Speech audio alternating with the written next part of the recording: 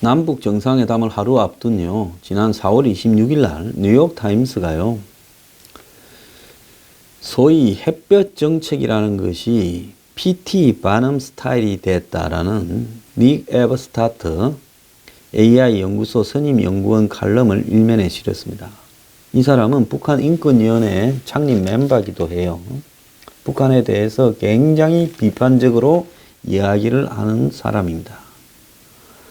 자, PT 반음이라고 이렇게 하는 것은 매 순간마다 바보 혹은 멍청이가 생긴다는 유명한 말을 남긴 근대 서커스의 창시자라고 이렇게 불리는 인물입니다.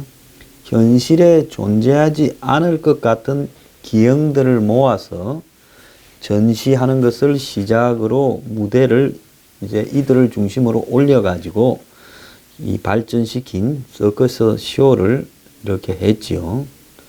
그래서 그전에는 고상한 상류층들이 보던 쇼를 이제 서민들을 대상으로 확대시켰지만은 기형적인 사람들을 이용한 돈벌이라는 비난이 계속 이어졌어요. 그 영화 위대한 쇼맨에 보면 그 장사 안 돼서 그거는 뭐 나중에 음악이나 이런 걸 하지만 결국 그렇게 장사 안 되는 공연을 하던 사람들이 나중에 아프리카에서 흑인을 데려오고 키가 큰 사람, 난쟁이, 장애인, 팔이 뭐 2개가 아니고 1개 더 있는 사람, 얼굴이 무슨 2개 붙어 있는 사람, 이런 사람들을 세계에서 끌어모아 가지고 데리고 다니면서 쇼를 낸 겁니다. 심지어 돈을 벌기 위해서 흑인 여성을 공개적으로 부검하는 기한 쇼까지도 했다는 거예요. 그래서 이 햇볕 정책이 PT 버넘 스타일이라고 이야기를 한 것은 북한이 벌이는 기행적인 쇼들을 그냥 대중들이, 미국과 한국의 대중들이 그냥 그걸 쳐다보면서 넋이 빠지는 행태를 이야기를 하는 겁니다. 그는 과거 남한과의 평화협정이나 선언 등을 밥 먹듯이 어긴 것을 거론하면서 이 다가올 정상회담에 대해 북한은 무서운 적수다. 그들이 가식적으로 행동하는 외교술에 놀아나서는 안 된다라고 이야기를 했습니다. 자, 이 칼럼에서 에버스타트 이사는요, 1953년 휴전 이후에 남한 관료들은 영구적 평화를 원했는데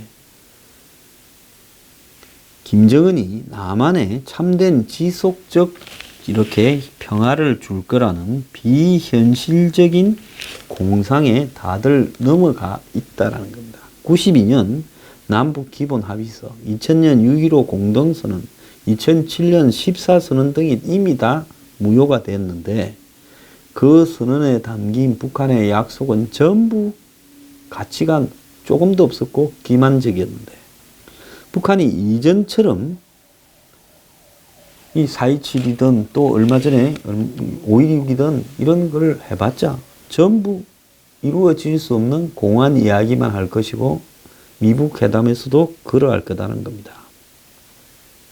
그래서 한국 정부는 남을 속이기 위한 미끼를 받아들이고 싶어 하는 것 같다 하면서 한국 정부의 태도에 대해서 근본적인 의문을 제기하고 그러면서 자신들이 그렇게 하는 것이 북한을 햇빛을 쬐게 하고 상식의 길로 유인하는 거라고 생각하는 것은 정말로 멍청한 짓거리라는 거죠. 여기서 제가 하나 물어보고 싶은 게 있습니다. 시청자 여러분은 문재인이 진짜 멍청해서 너무 사람이 순진해서 북한에 대해서 저렇게 하면 북한이 배날 거라고 믿는다 보십니까? 아니면 알 것 다 알고 북한이 어떤 건 줄도 알면서도 자신은 이 남한 체제보다는 북한 체제에 마음이 기울어서 일부러 멍청한 척 하면서 그런 짓거리를 해서 북한을 의도적으로 이롭게 하고 있다고 보십니까? 저는 개인적으로는 후자라고 생각합니다.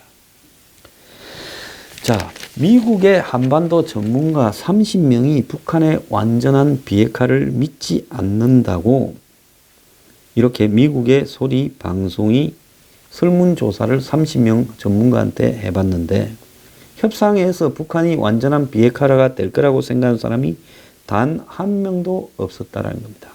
게리 세이모 전 백악관 국가안전 보장회의 대량 살상무기 조정과는 지금과 같은 협상 국면은 과거에도 여러 번 겪어봤던 것으로 김정은의 비핵화 의지를 진지하게 받아들이기 어렵다 했고, 로버트 아이넌 전 국무부 비확산 군축 담당 특보는 북한이 비핵화할 것이라고 믿지 않는다면서 김정은은 자신이 갖고 있는 핵무기를 포기할 어떠한 의도도 없다라고 말을 했고, 에번스 리비어 전 국무부 동아태 부차관보도 북한이 원하는 건 한미 동맹을 약화시키고 틀어지게 하는 거다, 이렇게 말을 했고, 북한의 정권 교체와 체제 강화를 추진해야 된다는 의견도 있었는데요. 이 윌리엄 브라운 조지타운대 교수는 미국과 북한이 적대 가정을 청산하려면 북한 내부에 있는 스탈린주의부터 사라져야 된다 했고, 데이비드 맥스웰 한미연구소 선임연구원은 북한의 핵 프로그램과 위협, 자국민에 대한 인권 유린과 범죄를 멈추기 위해서는 한국 체제 하에 통일이 돼야 될 수밖에 없다, 이렇게 말을 했습니다. 또 뉴욕타임스는 핵물리학자 시그프리드 헤크 박사, 북한에 다녀왔지요. 이 사람이 북한의 비핵화에 최장 15년이 걸린다라고 말을 했다는 겁니다. 그는 북한의 비핵화 과정을 기술적 관점에서 3단계로 나눈 로드맵을 뉴욕타임스에 공개했는데요. 핵 프로그램을 중단하고 점진적으로 철폐하고 제거하고, 그렇게 3단계인데, 첫 단계는 즉 핵 프로그램을 중단하는 것은 1년이 걸린다는 거예요. 그 단계에서 군사적, 산업적, 인적 활동을 중단시키고, 2에서 5년이 걸리는 2단계에서는 핵시설 가동과 무기 규모를 줄여나가고, 6에서 10년이 걸리는 마지막 단계에서 공장이나 프로그램을 없애는 걸로 가야 된다. 그래서 15년이 제가 볼 때 이 정도 걸려야 그나마 상식적으로 이 북한이 비핵화를 향해서 진짜 가려고 한다라는 부분에 대한 진실한 이야기일 수가 있는데, 이 여기에 대해서 2년 반 안에 트럼프 임기 안에 비핵화를 하고 한 5개월 안에 중간선거 전에 핵무기 20개를 반출하고 이런 쇼를 한다는 겁니다. 미국에서 좀 있어 보세요. 트럼프가 만약에 김정은이 만나고 나면 쇼하지 말라고 온갖 돌들이 날라오고 휘바람 소리가 이런 식으로 막 나올 거예요. 그러고는 그때부터 이 협상의 잘못된 내용들이 터져 나오면서 트럼프 스스로가 지가 했던 이 협상을 포기한다고 질질 짜면서 말하게 될 겁니다. 그뿐만 아니라 이 협상을 하기 위해서 로비가 들어간 부분에 대한 내용도 터져 나올 가능성이 매우 크다고 저는 보고 있습니다. 자, 한국은 미국을 몰아내려고 대통령 이하 다 난리를 치는 것 같은 분위기인데요. 폴란드는요, 지금 독일하고 러시아가 폴란드 앞바다 발틱해를 지나가는 가스관을 만든다니까, 한마디로 미군을 붙들어 놓으려고 2조 원을 내겠다라고 하고 있습니다. 자, 폴란드가 러시아가 독일로 연결이 되는 해저 천연가스관 연결을 반대를 했습니다. 폴란드 앞바다를 그대로 지나가죠. 자, 그러면 가스관을 지킨다면서 폴란드를 포위를 할 거라, 해상 포위, 그 부분을 우려하는 것 같아요. 자, 이런 러시아의 군사 경제적 팽창에 대한 폴란드의 공포가 극대화되면서 미국에 적극 구애하는 모양을 보이고 있다는 거예요. 내가 왜 갑자기 폴란드냐? 어떤 나라는 미국의 가랭이를 붙들고 늘어져서 러시아의 말에 속아서 우리를 버리지 마라. 우리가 과거에 한번 봐봐라. 나라 꼬라지가 폴란드가 2차 대전 때 어떻게 되어버렸습니까? 그전에도 계속 강대국에 이렇게 눌려 있다가 겨우 독립을 했다가 2차 대전 때 어떻게 됐어요? 독일하고 러시아가 갈라먹어버리고 숱한 폴란드 국민들이 수십만 명이 죽어가지 않았어요? 폴란드 수도 바르샤바가 초토화돼 버렸죠. 자, 그래서 폴란드는 그 이후에 공산화를 겪고 난 뒤에 철저하게 소련, 러시아를 두려워하는 겁니다. 폴란드 국방장관이요, 28일 지역 안보 우려의 이유로 미군을 폴란드에 상주, 항상 주둔시키는 문제에 대해서 미국 정부와 논의했다. 미군이 상주하게 된다면 억지력 측면에서 매우 중요하다면서 이와 관련해 미군의 영구 주둔을 위해 20억 달러, 2조 1,500억을 지불할 의사가 있다라는 말을 미 국방부에 전달했다고 합니다. 지금 폴란드에는 나토군의 일환으로 미군이 3,500명이 있는데요. 이게 항상 폴란드에만 있는 게 아니라 거기에 동구권에 있는 나라들, 에스토니아부터 시작을 해서 또 루마니아 이런 나라를 옮겨 다니면서 있는 겁니다. 그러니까 폴란드가 그 미군이 떠날까봐 두려워서 지금 그렇게 하는 거죠. 폴란드는 과거 소련 밑에 동구권으로 있을 때 바르사바 조약군이 폴란드에 이렇게 주둔을 했죠. 소련군이요. 그래서 소련이 해체된 이후에 독립되어서 미국과 긴밀한 관계를 이렇게 가지기를 원했고 99년에는 미군이 주도하는 나토에 가입하면서 러시아가 굉장히 폴란드를 협박을 했죠. 거기 들어가면 그냥 안 둔다 했어요.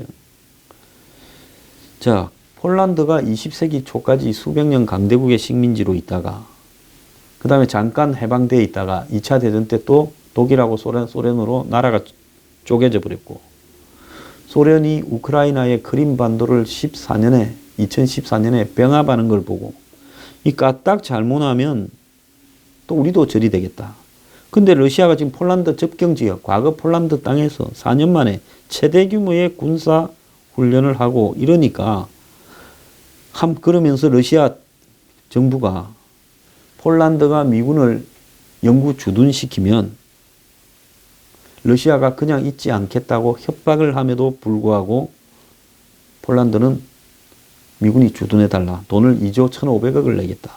그러면서 폴란드 앞바다로 지나는 이 해적가스관에 대해서도 우려를 표시하면서 결국은 이런 가스관들이 폴란드나 우크라이나 같이 러시아하고 적대적인 나라를 피해서 들어가면서 이 노르트 스트림, 그러니까 북흐름이라고 부를 수 있는 이 가스관이 러시아와 나토 관계를 분열시키고 이간시키기 위한 새로운 무기다는 거죠.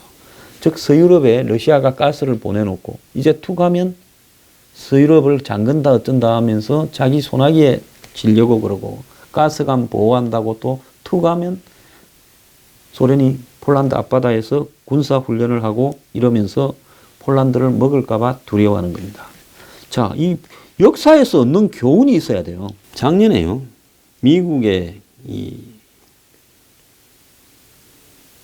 켄터키대 패터슨 외교국제통상대학 소속 로버트 팔리 교수가 기고문을 통해서 올해 전쟁이 일어날 가장 가능성이 큰 국가로 대만, 우크라이나 이런 데를 꼽았고 한반도도 꼽았습니다. 그래서 이 대만에 또한 이 전쟁이 일어날 가능성이 매우 높고 우크라이나는 제가 좀 이따 이야기하겠지만은 지금 동부 지역에 2014년에 사실상 러시아군이 러시아 민병대와 더불어 점령하고 크림반도는 강제 병합해 버려서 지금도 내전이 지속되고 있지요. 자, 그런데 대만은 그러면 왜 그러냐? 지금 중국이 대만을 갖다가 말을 잘 듣지 않는다고 차이잉원 정권을 갖다가 썰어버리겠다고 협박을 하고 있습니다. 최근에 대만과 교역을 하는 보르키나파소 같은 아프리카 나라나 또 중남미에 있는 엘살바도르인가 하는 나라들을 전부 대만하고 단교를 하도록 만들어가 대만이 지금 18개 나라만 이 국교를 맺고 있습니다. 자, 그러면서 지금 중국이 대만에 대해서 경제적으로도 굉장히 압박을 하고 있는데요. 더 나아가서 중국의 이 새로운 폭격기 전투기들이 대만 앞바다에 이렇게 툭 하면 등장을 하고 대만의 군사훈련을 하면 거기 옆에 와서 중국이 지켜보면서 위협을 하고 있다는 겁니다.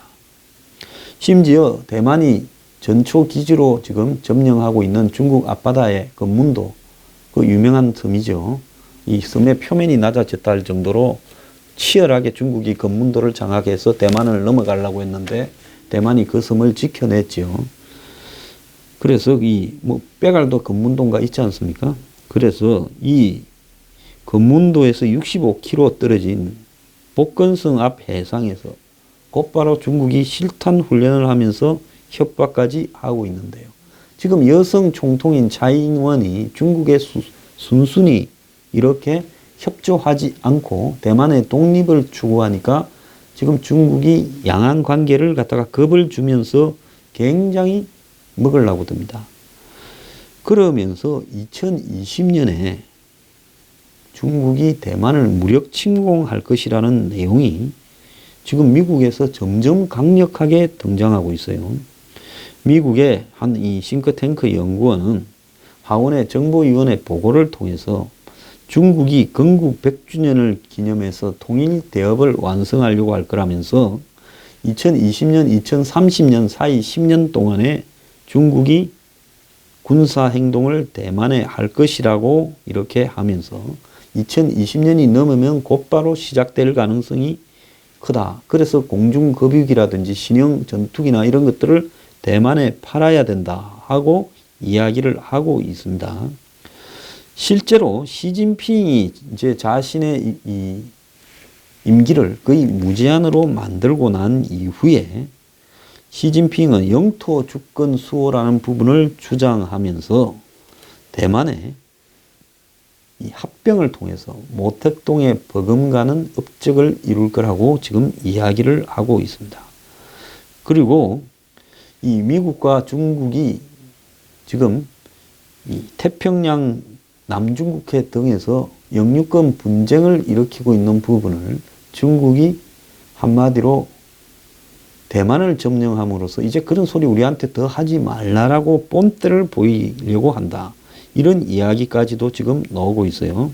그러면서 대만의 이제 젊은 사람들, 거기도 뭐 취업 자리가 마땅치 않죠. 그러니까 중국의 대만의 고등학생이 중국의 대학으로 진학을 할 수 있게 또 이렇게 개방을 하고 자격증 시험원에 대해서도 대만인에 개방을 하면서 대만의 젊은 사람들을 대만이 작은 섬이니까 출구를 중국적으로 열면서 그들의 정신을 무너뜨리려고도 시도하고 있다는 겁니다.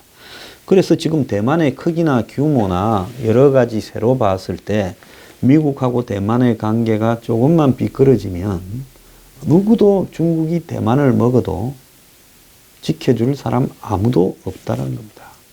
그런 나라가 하나 더 있어요. 자, 우크라이나가 지금 내전 중인데요. 지난 연말에 각기 포로들을 갖다가 이렇게 교환도 하고 했는데요.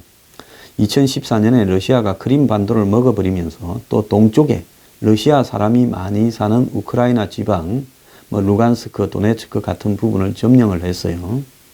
그런데 그 전에 거기에서 계속 이런 민병대 같은 사람이 반발을 일으키는데 당시 이제 우크라이나의 친러적인 대통령이 이 독재자 하나 도망간 사람이 있죠. 소련으로 도망가 버린 사람이 있었는데 이 사람은 그걸 지나바로 보낸 우크라이나의 특수부대들을 민병대에 그냥 항복이 되도록 하고 우크라이나 정부에서 그런 반란을 일으키는 사람을 체포하고 처벌하려고 해도 그런 처벌 절차가 되지 못하도록 하고 특수부대가 민병대한테 가서 항복하도록 만들어버리고 이런 짓거리를 했어요.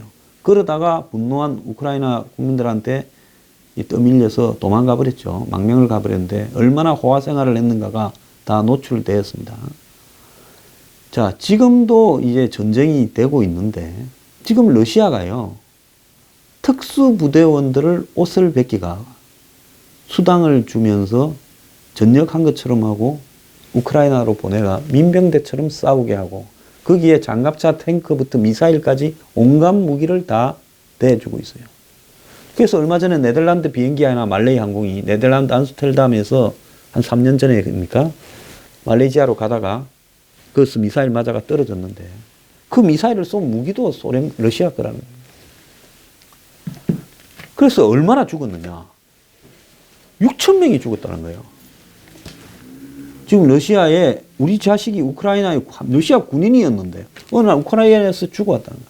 그래서 전사하면 밤에 몰래 시체를 러시아로 갖고 오다가 그게 시민단체하고 우크라이나 쪽에 적발이 된 적도 있고요. 포로들이 잡혔는데 포로들이 우리는 러시아 군인이었다 하고 이야기를 하니까 러시아가 이 사람들을 안 받아줬어요. 그래서 포로들이 다 부른 겁니다. 우리가 멀쩡하게 러시아의 스페르나츠 같은 특수부대 소속인데 어느 날 옷을 벗기라고 하더만 여기 가서 싸우라고 수당 더 주겠다. 그래가 자식이 죽어오니까 러시아에 수천 명의 부모들이 야단이 났고 그래요. 그래서 그 우크라이나가 지금 지금 동부에 크림반도는 완전히 뺏겼고 그건 옛날에 러시아한테 선물을 받아서 러시아가 다시 뺏어갔다 칩시다 억지로라도요. 그런데 동부 지역의 상당한 지역을 아직도 내전 중에 있는데 우크라이나 군대가 지금 다 합쳐서 7만 5천 명밖에 안 돼요. 그 7만 5천 명이 이제 EU 지원도 받고 하면서 겨우 버티면서 거기서 틀어막고 있어요. 지난 연말에는 양쪽이 포력 교환까지 했고 그 도네츠크 공항을 우크라이나 군대가 지키다가 전멸을 했어요. 그런데 맨날 며칠을 그걸 싸우면서 지켰습니다. 우크라이나 사람들도 대단해요. 자, 제가 여기에서 이야기한 대만, 폴란드, 우크라이나의 예를 보면요.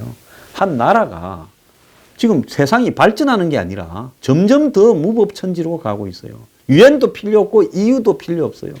EU를 저렇게 무기력화시키고 러시아가 우크라이나를 덮쳐먹는 거 보십시오. 지도상에서 한 나라가 없어져도요.